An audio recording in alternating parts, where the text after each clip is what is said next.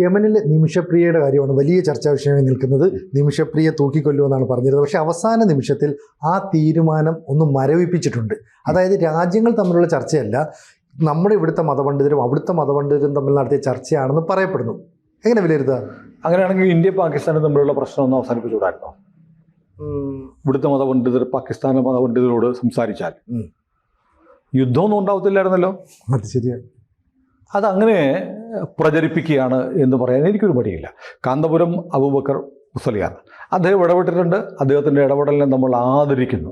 എന്നാൽ അതുകൊണ്ട് മാത്രമാണ് ഒരു പ്രശ്നം പരിഹരിക്കപ്പെട്ടത് എന്ന തരത്തിലുള്ള ഒരു കാമ്പയിൻ, അതിന് പിന്നിൽ വേറെ ലക്ഷ്യങ്ങളുണ്ട്. കാരണം ഈ പെൺകുട്ടി രക്ഷപ്പെട്ടു വരണം എന്ന് നമ്മൾ ആഗ്രഹിക്കുന്നു. പെൺകുട്ടിയല്ല, സ്ത്രീ അല്ലേ, അതെ, യുവതി രക്ഷപ്പെട്ടു വരണമെന്ന് മുഴുവൻ മലയാളികളും ആഗ്രഹിക്കുന്നുണ്ട്. അതിൽ തർക്കമില്ല. അതിനു വേണ്ടിയിട്ട് ഇടപെടാവുന്ന മുഴുവൻ ആളുകളും ഇടപെടണം, ഒരു തർക്കവുമില്ല. അപ്പോൾ ബോബി ചെമ്മണ്ണൂർ പോയിട്ടുണ്ട്. അതെ, 1 കോടി രൂപ കൊടുക്കാൻ വേണ്ടി അദ്ദേഹം ഗൾഫിലേക്ക്, യമനിലേക്ക് പോകാൻ പറ്റില്ല. യമൻ എന്ന് പറയുന്ന ഒരു രാജ്യം പോലും ഇല്ല. ഒരു രാജ്യം പല കഷ്ണങ്ങളായി പലരുടെ കയ്യിലാണ്. ഔദ്യോഗിക ഒന്ന്, വിമതന്മാർ വേറെ, അങ്ങനെ 2ഓ 3ഓ സർക്കാരാണ് യമനിലിരിക്കുന്നത്. അപ്പോൾ മതപണ്ഡിതന്മാർ വിചാരിച്ചു അവർ മോചിപ്പിച്ച് കൊണ്ടുവന്നു എന്ന് പറയുന്നത് ഒരു ഘടകം മാത്രമാണ്. അതെ, അതിനെ നമ്മൾ അംഗീകരിക്കുന്നു. പക്ഷെ അതുമാത്രമാണ്, ബാക്കി എഫേർട്സ് ഒക്കെ വെറുതെ ആയിരുന്നു എന്ന് പറയാൻ പാടില്ല. ഒരുപാട് പേര് ശ്രമിച്ചിട്ടുണ്ട്. കാരണം ഇതിൻ്റെ തുടക്കം മുതൽ ഒരു ജനകീയ സമിതി ഉണ്ടായിട്ടുണ്ട് അല്ലേ. അതെ, അവർ പ്രവർത്തിച്ചു. ഇപ്പോഴും അതിൻ്റെ ഒരു പ്രവർത്തകൻ്റെ വീട്ടിലാണ് നിമിഷയുടെ അമ്മ ഉള്ളത്, താമസിക്കുന്നത്. അവർ പണം സമാഹരിച്ചിട്ടുണ്ട്. പണമൊന്നും ഉണ്ടായില്ല. നമുക്ക് ഒറ്റ ദിവസം കൊണ്ട് നേരത്തെ റഹീമിൻ്റെ കാര്യത്തിൽ ഉണ്ടായതുപോലെ 48 കോടി രൂപയൊന്നും പിരിഞ്ഞു വന്നിട്ടില്ല. അത്രയും പണമൊന്നും വന്നില്ല. അത് ഒരു വലിയ കാമ്പയിനായിരുന്നു. 36 കോടിക്ക് പകരം 48 കോടി വന്നു. ഇന്നലെ റഹീമിൻ്റെ ഈ സേവ ആക്ഷൻ കൗൺസിൽ, സേവ് റഹീം ആക്ഷൻ കൗൺസിലോ മറ്റോ, അവരുടെ ഒരു സ്റ്റേറ്റ്മെൻറ്റ് ഞാൻ വായിക്കുകയുണ്ടായി. 11 കോടിയോളം അക്കൗണ്ടിൽ മിച്ചമുണ്ട്. ആ പണം നിമിഷയ്ക്ക് വേണ്ടി കൊടുക്കാൻ തയ്യാറാണെന്ന് പറഞ്ഞു. അതാണ് മനുഷ്യത്വം. അത് മനുഷ്യത്വമാണ്. അത് നമ്മൾ അംഗീകരിക്കുന്നു. അതോടൊപ്പം തന്നെ ഒരുപാട് ഇപ്പം നമ്മുടെ നഴ്സുമാരെ തട്ടിക്കൊണ്ടുപോയ കേസുണ്ടല്ലോ. അതെ, നഴ്സുമാരെ തട്ടിക്കൊണ്ടുപോയ സംഭവത്തിൽ സർക്കാർ ചർച്ചകൾ നടന്നു.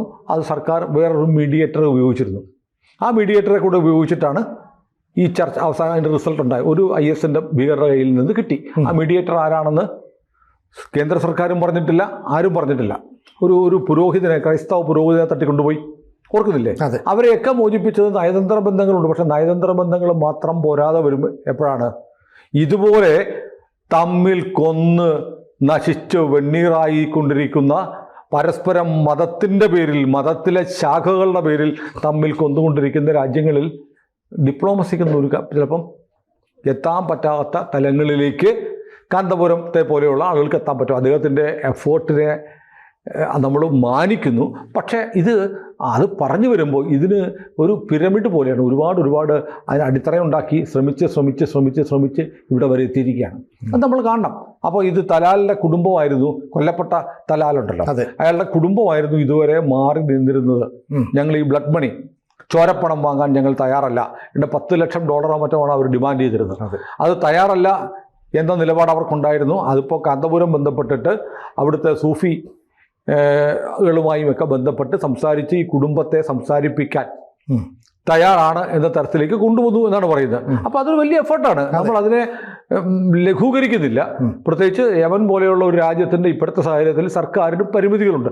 അല്ലെങ്കിലും സർക്കാരിന് പരിമിതിയുണ്ട്. നമ്മൾ ഈ ഖുറാഫോവയുടെ പ്രസിദ്ധമായ സിനിമയുണ്ടോ, റാഷമോൻ സിനിമ വന്നതിന് ശേഷം റാഷമോൻ ഇഫക്റ്റ് എന്ന് പറയുന്നൊരു സാധനമുണ്ട്. റാഷമോൻ എഫക്റ്റ് എന്ന് പറഞ്ഞാൽ ഒരു സംഭവം ഉണ്ടായി, അതിനെ ഞാൻ എങ്ങനെ കാണുന്നു, ഒരു സംഭവത്തെ ഞാൻ കാണുന്നത് എങ്ങനെയാണ്, സിനു കാണുന്നത് എങ്ങനെയാണ്. ഞാൻ കാണുന്ന പോലെ ആവണമെന്നില്ല സിനു കാണുന്നത്. അതെ, ഞാൻ കണ്ണുകൊണ്ട് കാണുന്നതല്ല, ഒരു വസ്തുവിനെ നമ്മൾ മനസ്സിലാക്കുന്നത്. Point of view correct. അത് പക്ഷേ എൻ്റെ പോയിന്റ് ഓഫ് വ്യൂ ആയിരിക്കത്തില്ല സിനുവിൻ്റെത്.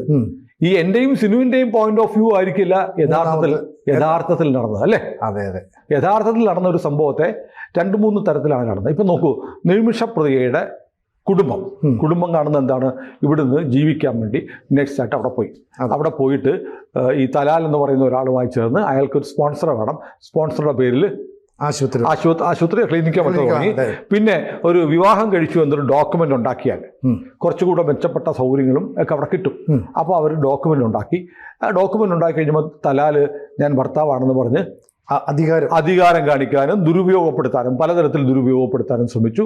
അവസാനം നിവൃത്തിയില്ലാതെ അയാളെ കൊല്ലേണ്ടി വന്നു. എന്നാവാം കുടുംബത്തിൻ്റെ വർഷം. അതെ. പക്ഷേ ഈ കൊല്ലപ്പെട്ട തലാലിൻ്റെ കുടുംബത്തിന് വേറൊരു വർഷമായിരിക്കും. അതെ.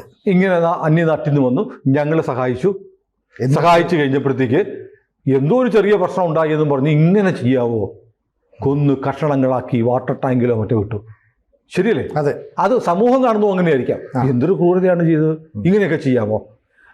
ഇത് രണ്ടും കൂടാതെ ഈ രണ്ട് കാഴ്ചപ്പാട്, അതായത് കൊല്ലപ്പെട്ട ആൾക്ക് ഒരു വാദം, അയാളുടെ വീട് കൊന്ന ആൾക്ക് വേറൊരു വാദം, പക്ഷേ നിയമത്തിന് വേറൊരു വാദം. അവിടുത്തെ നിയമം പറയുന്നത് ഒരാൾക്ക് മറ്റൊരാളെ കൊന്നാൽ വധശിക്ഷ. ശരീരത്താണ് കണ്ണിന് കണ്ണ്, പല്ലിന് പല്ല്, ജീവന് ജീവൻ. ഈ തിയറിയുണ്ട്. അപ്പോൾ 3 കാഴ്ചപ്പാടായി. നമ്മൾ നോക്കുക, നമ്മുടെ ഇറ്റാലിയൻ കപ്പൽ വന്നില്ലേ, ഈ ആശയം ഇതിനകത്ത് കുറേ ഞാൻ ഈ കുറാസോവയുടെ കാര്യം ഞാൻ ഓർക്കുന്നത്, റാഷമോൺ എഫക്റ്റിനെ കുറിച്ച് ഞാൻ ഓർക്കുന്നത്, ഞാനൊരു സോഷ്യൽ മീഡിയ പോസ്റ്റ് വായിച്ചു. എൻ്റെ ഈ സിനിമ നമ്മൾ മുമ്പ് സംസാരിച്ചിട്ടുണ്ട്. PK ഷിബി എഴുതിയിരുന്നു റാഷമോൺ എഫക്റ്റിനെ കുറിച്ച്. അപ്പോൾ അതുകൂടെ വായിച്ചതിൻ്റെ ഓർമ്മയിലാണ് പറയുന്നത്. രണ്ടാമത് ഇറ്റാലിയൻ കപ്പൽ വന്നു അല്ലേ? അതെ. കപ്പൽ വരുന്നു, കപ്പലിന് നേരെ കുറേ ബോട്ടുകൾ കപ്പലിൻ്റെ അടുത്തേക്ക് വരുന്നു. ഇറ്റാലിയൻ കപ്പലുകാർ ഓർത്തു കടൽ കൊള്ളക്കാരാണ്, അവർ വിടുവിച്ചു. അപ്പോൾ അതുകൊണ്ട് അവരുടെ നാട്ടിൽ അത് കുറ്റമല്ല. കപ്പൽ ഗണ്ണുമായിട്ട് ആളെ വെച്ചിരിക്കുന്നത് എന്തിനാണ്? കപ്പലിനെ രക്ഷിക്കാനാണ്. കപ്പലിന് നേരെ ബോട്ടുകൾ വന്നു, അപ്പോൾ കടൽ കൊള്ളക്കാർ വരുന്നു എന്ന് കരുതിയിട്ട് അവർ വിടുവിച്ചു. അവർ തെറ്റൊന്നും ചെയ്തിട്ടില്ല. ഇതാണ് ഇറ്റലിക്കാർ പറയുന്നത്. നമ്മളോ ജീവനോപാധിയായി കടലിൽ മീൻ പിടിക്കാൻ പോയ പാവപ്പെട്ട മത്സ്യത്തൊഴിലാളികളെ അനാവശ്യമായി വെടിവെച്ചു വന്നു. ഇതാണ് നമ്മുടെ വർഷം. ഇനി നിയമമോ, നമ്മുടെ നാട്ടിൽ നിയമം പറയുന്നത് എന്താണ്? ഇത് കൊലക്കുറ്റമാണെന്ന് പറയും അല്ലേ, വെടിവെച്ചു വന്നു. അപ്പോൾ ഈ മൂന്ന് തരത്തിലുള്ള കാഴ്ചപ്പാട് അവിടെ ഉണ്ടായിരുന്നു. അപ്പം അതുകൊണ്ട് തന്നെയാണ് കുറേ ആളുകൾ വന്നിട്ട് പറയുന്നുണ്ട്, ഈ നിമിഷപ്രിയ അത് അതിനകത്ത് ജാതിയും മതമൊക്കെ ഉണ്ട്. ആ നിമിഷപ്രിയ ഹിന്ദു അല്ലല്ലോ, ക്രിസ്ത്യാനിയല്ലേ. നിമിഷപ്രിയ അവളെന്താ ചെയ്ത് വിശ്വസിച്ച് ഒരു പണി കൊടുത്ത ഒരാളെ എന്ത് ചെയ്തു? വെട്ടി കഷണങ്ങളാക്കി. എന്തൊരു ക്രൂരയാണ്. അതുകൊണ്ട് അവൾക്ക് പരമാവധി ശിക്ഷ കൊടുക്കണം എന്ന് പറയുന്ന ആളുകൾ നമ്മുടെ നാട്ടിലുണ്ട്. കമന്റുകളുണ്ട്, സോഷ്യൽ മീഡിയയിലുണ്ട്, നിമിഷപ്രിയക്കെതിരെ പോസ്റ്റ് ഇടുന്നവരുണ്ട്. അതുകൊണ്ട് അപ്പോൾ ഇത് ആരെയും അങ്ങനെ പറയുന്നവരെ കുറ്റപ്പെടുത്താൻ പറ്റില്ല. കാരണം ഇതെല്ലാം റാഷമോൺ എഫക്റ്റാണ്.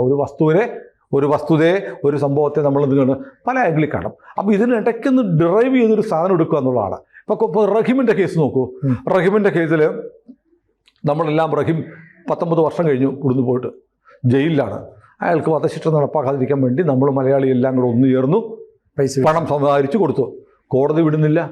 അവരുടെ വീട്ടുകാർ പണം കൈപ്പറ്റി. കോടതി പറയുന്നത് പറ്റില്ല. കാരണം ഇത് 2 തരത്തിലുള്ള, ഒന്ന് സ്വകാര്യമായ ക്രൈമും ഉണ്ട്, പബ്ലിക് ക്രൈമും ഉണ്ട്. പൊതുസമൂഹത്തോട് ചെയ്ത ക്രൈം. ഇത് പൊതുസമൂഹത്തോടുള്ള ചെയ്യുന്ന ക്രൈം ആയതുകൊണ്ട് അയാൾ 20 വർഷം 20 വർഷം തടവും പിന്നെ വധശിക്ഷയാണ് പറഞ്ഞത്. 20 വർഷം തടവ് അനുഭവിക്കട്ടെ എന്നാണ് കോടതി പറയുന്നത്. കാശ് കൊടുത്തിട്ട് കാര്യമില്ല. അതാണ് റഹീമിന് ഇപ്പോഴും വരാൻ പറ്റാത്തത്. കാരണം ഈ റഹീമിൻ്റെ കുടുംബക്കാർ പറഞ്ഞു പൈസ കിട്ടി, ഈ പൈസ കൊടുത്തു. ഈ കൊല്ലപ്പെട്ട കുട്ടിയുടെ വീട്ടുകാർ അവർ പണം സ്വീകരിച്ചു. പക്ഷെ കോടതി സമ്മതിക്കത്തില്ല. കാരണം നിയമവ്യവസ്ഥയാണല്ലേ. അപ്പോൾ വാദിക്കും പ്രതിക്കും പ്രശ്നമില്ല. അപ്പോൾ മൂന്നാമത് നീതിപീഠത്തിനാണ് പ്രശ്നം. അപ്പോൾ കാഴ്ചപ്പാടിൻ്റെ വ്യത്യാസം നോക്കൂ. അപ്പോൾ ഇതൊക്കെ ഇങ്ങനെ സംഭവിക്കും. അപ്പോൾ ഏതായാലും നമ്മളെ സംബന്ധിച്ച് ഈ നിമിഷപ്രിയയുടെ കേസിൽ വലിയ ഇടപെടലുകൾ നടന്നിട്ടുണ്ട്. ഒരുപാട് പേര് ഞാൻ പറഞ്ഞതുപോലെ ആക്ഷൻ കൗൺസിൽ ഉണ്ടാക്കി പണം സ്വീകരിച്ചവർ, പിന്നെ അവരുടെ മാതാപിതാക്കൾ, പിന്നെ നോക്കൂ ചാണ്ടി ഉമ്മൻ ഒരു പോസ്റ്റ് വായിച്ച് എനിക്ക് സത്യത്തിൽ വലിയ അനുതാപം തോന്നി. കാരണം അത്ര ഹൃദയസ്പർശിയായിട്ട് ചാണ്ടി ഉമ്മൻ എഴുതിയിരുന്നു. ഗവർണറെ ആദ്യം കാണാൻ പോയി. ഗവർണറെ കാണാൻ പോയപ്പോഴത്തേക്ക് ഗവർണർ ചോദിച്ചു, അമ്മ സുഖമായിട്ടിരിക്കുന്നു എന്ന് ചോദിച്ചു. പിറ്റേ അടുത്ത ദിവസം തന്നെ അമ്മയെ കൂട്ടിച്ചെന്നു. അമ്മയെ കൂട്ടിച്ചെല്ലുന്നത് ഗവർണറെ അമ്മയെ പരിചയപ്പെടുത്താൻ വേണ്ടി മാത്രമല്ല, നിമിഷപ്രിയയെ മോചിപ്പിക്കണം, അതിനിടപെടണം എന്ന് പറയാൻ കൂടിയായിരുന്നു. ആ നിമിഷം മുതൽ, ഇപ്പോൾ ചാനലിൽ പറയുന്നുണ്ട്, ബഹുമാനപ്പെട്ട ഗവർണർ ആ നിമിഷം മുതൽ ഇതുവരെ എല്ലാവരുമായും ബന്ധപ്പെട്ട് സംസാരിച്ചുകൊണ്ടിരിക്കുകയായിരുന്നു. ഗവർണർ ഇടപെടലുണ്ട്. പിന്നെ നമ്മുടെ വിദേശകാര്യ വകുപ്പ് ബന്ധപ്പെട്ടിട്ടുണ്ട്. പക്ഷെ വിദേശകാര്യ വകുപ്പിന് ഈ പറയുന്ന പോലെ എങ്ങനെ വന്നാലും ഇടപെട്ടേ പറ്റുള്ളൂ. കാരണം ആ രാജ്യത്തെ നിയമപ്രകാരം കുറ്റം ചെയ്ത ഒരാളെ, ഒരു മർഡർ ചെയ്ത ആളെ ഒരു കാരണവും ഇല്ലാതെ നിരുപാധികം വിട്ടയക്കണം എന്ന് പറയാൻ ഒരു രാജ്യത്ത് കഴിയില്ല. നയതന്ത്ര തലത്തിൽ പല പ്രശ്നങ്ങളുണ്ട്. പല പ്രശ്നങ്ങളുണ്ട്, അങ്ങനെ പറയാൻ പറ്റില്ല. ആ രാജ്യത്തെ നിയമപ്രകാരം അവിടുത്തെ ഒരു പൗരരെ കൊന്നയാളെ നിരുപാധികം വിട്ടയക്കണം. ഇറ്റലിക്കാർ ഇവിടുന്ന് ജാമ്യം കിട്ടി അവർ മുങ്ങി എന്നുള്ള വേറെ കാര്യം. അതിന് രാജ്യത്തിന് പരിമിതിയുണ്ട്. രാജ്യം ഒരിക്കലും കെഞ്ചില്ല, അതിന് കെഞ്ചാൻ പാടില്ല. പ്രത്യേകിച്ച് അന്തഛിദ്രം കൊണ്ട് തകർന്നിരിക്കുന്ന യമൻ പോലെയുള്ള രാജ്യത്തിന് മുന്നിൽ. അതെ, അതുകൊണ്ട് അപ്പോൾ ഏതായാലും നമ്മൾ വർദ്ധമാനം വേണ്ടിയിട്ട് നമ്മൾ സംസാരിച്ചതുപോലെ നിമിഷപ്രിയയ്ക്ക് വേണ്ടി ഒരു രാജ്യത്തിന്, ഒരു സോവറിൻ കൺട്രിക്ക് നിലപാടെടുക്കാം. വിട്ടു തന്നില്ലെങ്കിൽ യമനുമായിട്ട് യുദ്ധം പറയാൻ പറ്റില്ല. അതുപോലെ നമ്മുടെ ഈ സമുദ്രാതിർത്തി ലംഘിച്ചു എന്നും പറഞ്ഞ് ശ്രീലങ്കക്കാർ അല്ലെ പാകിസ്ഥാൻകാർ നമ്മുടെ മത്സ്യത്തൊഴിലാളികളെ പിടിച്ചോണ്ട് പോകാറുണ്ട്. അതിനുവേണ്ടി നമ്മൾ സംസാരിക്കും, ബഹളം വെക്കുമൊക്കെ ചെയ്യും. അങ്ങനെ സംസാരിക്കാൻ പറ്റില്ല. ഇത് അറ്റ് ദെയർ മെഴ്സിയാണ് അല്ലേ? അതെ, അവർക്ക് ദയ തോന്നിയാൽ അവർ വിട്ടുതരണം. അല്ലാതെ നമുക്ക് കൈകൂപ്പി ഇന്ത്യയെ പോലെയുള്ള ലോകത്തെ ഒരു 4ാമത്തെ സാമ്പത്തിക ശക്തിയായി മാറിയിരിക്കുന്ന രാജ്യം യമൻ പോലെ ഒരു രാജ്യത്തിന് മുന്നിൽ കൂനി വളഞ്ഞ് നിൽക്കാൻ പറ്റില്ല. അപ്പോൾ അതിന് നമ്മൾ ഉപയോഗിച്ച എല്ലാ മാർഗങ്ങളും, ഇപ്പം കാന്തപുരം ചെയ്ത ഇടപെടൽ, അദ്ദേഹം ബന്ധപ്പെട്ടു എന്നുള്ളത് വലിയ കാര്യമാണ്. മാത്രമല്ല ഈ സമസ്ത കാന്തപുരം ഒക്കെ ആയിട്ട് ബന്ധപ്പെട്ട് ഒരുപാട് വിവാദങ്ങളുണ്ടായിരുന്നല്ലോ. സ്ത്രീകളുടെ വിഷയത്തിലൊക്കെ ആയിട്ട് ബന്ധപ്പെട്ട് ഒരുപാട് വിവാദങ്ങൾ. അങ്ങനെ ഒരു നെഗറ്റീവ് ഇമേജ് പൊതുസമൂഹത്തിൽ കാന്തപുരത്തിനുണ്ടായിരിക്കെ, കാന്തപുരത്തിൻ്റെ വ്യക്തിപരമല്ല, അദ്ദേഹം എടുക്കുന്ന നിലപാടുകളുടെ പേരിൽ ചില നിലപാടുകൾ ഉണ്ടായിരിക്കെ അതൊന്നും മാറിയെടുക്കാനുള്ളൊരു അവസരം കൂടിയാണിത്. പ്രത്യേകിച്ച് ഇതൊരു ക്രിസ്ത്യൻ പെൺകുട്ടിയാണ്. അപ്പോൾ അത് മുസ്ലിം മതപണ്ഡിതൻ അതിനകത്ത് ബന്ധപ്പെടുന്നു എന്ന് പറയുമ്പോൾ ഗ്രാൻഡ് മുഫ്തിയാണല്ലോ കാന്തപുരം അല്ലേ? അതെ. അപ്പോൾ അതിന് വേറെ ഒരു സോഷ്യൽ എഞ്ചിനീയറിംഗും കൂടിയുണ്ട്. അപ്പോൾ അതൊക്കെ നമ്മൾ പറയാം. അതൊക്കെ ഇപ്പോൾ പറയാമെന്ന് ചോദിച്ചാൽ അതൊക്കെ ഇപ്പോൾ പറയണം. ഇതിനെ പറയാതിരിക്കുന്നത്. അപ്പം നെയ്യപ്പം തിന്നാൽ പലതുണ്ട് കാര്യം എന്ന് പറയുന്ന പോലെ നിമിഷപ്രിയയുടെ മോചനവും നടക്കും. അപ്പോൾ ഞങ്ങൾ ക്രൈസ്തവർക്ക് അല്ലെങ്കിൽ ഇതര മതസ്ഥർക്ക് ഒരു ആവശ്യം വന്നപ്പോൾ ഞങ്ങൾ ഇടപെട്ട ആണ് എന്ന് പറയാം. അങ്ങനെ ഇടപെടണമല്ലോ, ഇടപെട്ടല്ലേ പറ്റുള്ളൂ. നമ്മൾ ഒരു സമൂഹമായിട്ട് ജീവിക്കുമ്പോൾ ഹിന്ദുവും ക്രിസ്ത്യനും മുസ്ലിമും ജൈനനും ബുദ്ധനും സിഖും ഒന്നുമില്ല. എല്ലാവരുടെയും പ്രശ്നങ്ങൾ വരുമ്പോൾ എല്ലാവരും പരസ്പരം സഹായിക്കണം. അങ്ങനെയാണ് സമൂഹം പോകേണ്ടത്. അപ്പോൾ അതിൻ്റെ ഒരു റോൾ മോഡൽ ആയിട്ട് നമുക്കിതിനെ കാണാം. ഏതായാലും ഇത് മുഴുവൻ മോചിപ്പിച്ചെടുത്തതിൻ്റെ ക്രെഡിറ്റ് മുഴുവൻ ഒരു ബിന്ദുവിലേക്ക് കേന്ദ്രീകരിക്കേണ്ട ഒരു കൂട്ടായത്നമാണ്. പിന്നെ ഒരുപാട് വേറെ കാര്യമുണ്ട്.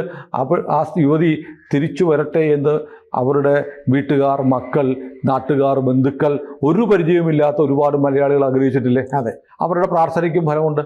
എല്ലാം ചേർന്നിട്ടാണ് നിമിഷപ്രിയ ഇപ്പോൾ തിരിച്ചു വരാൻ പോകുന്നതെന്ന് തോന്നുന്നു. ഏതായാലും അതിൻ്റെ അപ്ഡേറ്റ്സ്, അതിൻ്റെ ഉത്തരവ് എന്തായാലും മരവിപ്പിച്ചതേ ഉള്ളൂ. ഇത് തുടർ നടപടി, ബാക്കി കാര്യങ്ങൾ എന്താണെന്ന് നോക്കട്ടെ. പണം നമുക്ക് പ്രതീക്ഷിക്കാം.